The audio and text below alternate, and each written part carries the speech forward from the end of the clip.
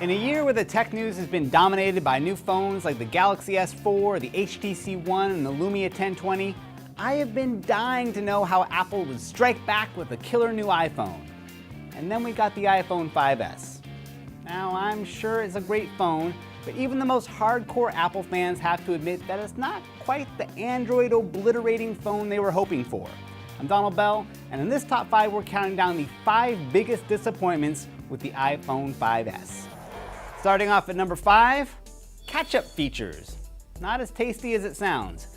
Whether it's the improvements to the camera or control center in iOS 7, many of the most appealing features in the new iPhone could have been pulled from any Android device this year. I mean, the best feature in the iPhone used to be the smug feeling of superiority I felt over other people. But now, unless I buy the gold one, I don't think anyone's even going to try to mug me for this thing. At number 4, no 128GB model. Still.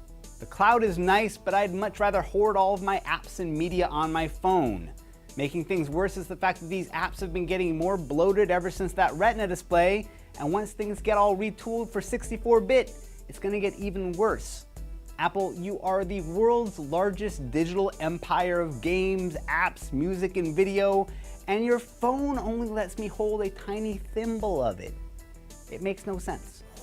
Coming in at number 3, battery life.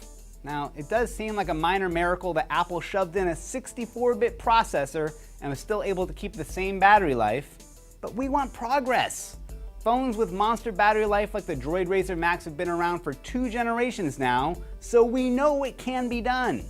I would gladly trade in that 64-bit processor for an extra hour or 2 of battery life, even if it meant a slightly thicker phone. And just think of all the drunken iTunes purchases Apple will get if they can just make a phone that can stay up past 8 p.m. Coming in at number 2, NFC. It's not there. We've been asking for this one for years.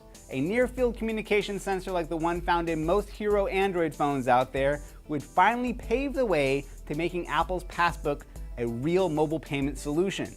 The fingerprint sensor gets you halfway there by verifying who you are, but you'll still need something like NFC if you're going to use this at the grocery checkout. No one's really made this work yet, but Apple has shown that they're pretty good at succeeding where others have crashed and burned. Alright, now before I fall too far down the snark hole, let's get some perspective. The iPhone 5S brings a lot of new features that are a meaningful step in the right direction. I mean, we've finally come out of the world of black and white. We have colors now, especially if you include the 5C. The compatibility with OpenGL is going to be a big step up for graphics. The camera definitely got more awesome. The dedicated motion processor opens up some new possibilities for fitness and augmented reality. And most of all, the fingerprint sensor. You know you're going to feel like James Bond for at least a week. Alright, but now back to the big old CNET jug of haterade for the number 1 iPhone 5S disappointment. The screen. How stubborn do you have to be to sit back and watch the entire smartphone industry adopt bigger screens to the delight of customers and still insist that a 4-inch screen is the perfect size? Things have gotten so far gone that the brand new HTC One Mini, the Mini, is still larger than the iPhone 5S.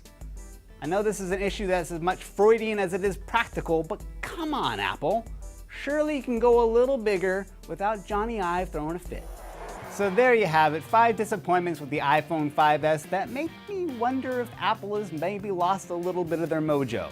Be sure to read Rick Broida's full post over on CNET, and for a full rundown of the iPhone 5S without the snark, check out cnet.com/iPhone-5S. I'm Donald Bell. Thanks for watching.